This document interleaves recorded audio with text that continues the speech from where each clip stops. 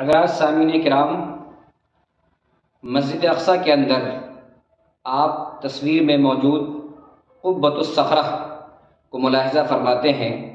اس کی بنیادی اور ضروری معلومات بھی ملاحظہ فرمائیں۔ قبۃ الصخرہ یعنی سنہرا گنبد، یہ مسجد اقصیٰ کے صحن میں حال سے 500 میٹر کے فاصلے پر ایک اونچے چبوترے پر قائم ہے۔ قبہ کا معنی گنبد اور صخرہ کا معنی چٹان ہے۔ یہ گنبد چٹان پر تعمیر کیا گیا ہے، اس لیے اسے قبۃ الصخرہ کہتے ہیں۔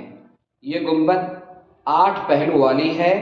اس کا ہر پہلو 66 فٹ لمبا اور اس گنبد کی لمبائی 99 فٹ ہے۔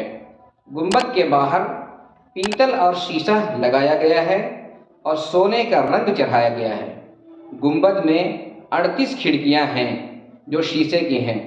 عمارت کے باہر چاروں طرف خوبصورت پتھروں پر سورہ بنی اسرائیل اور سورہ یاسین خوبصورت اور دلکش انداز میں سلطان عبدالحمید نے لکھوایا ہے۔ موجودہ قبۃ الصخرہ ترکی کے سلاطین سلطان عبدالحمید اور سلطان عبدالعزیز کے زمانے کی مرمت کردہ ہے۔ گنبد تانبے کا بنا ہوا ہے۔ گنبد کے نچلے حصے میں سبز اور سنہری ٹائل لگی ہوئی ہیں۔ ان کے علاوہ اور بھی بہت ساری معلومات ہیں۔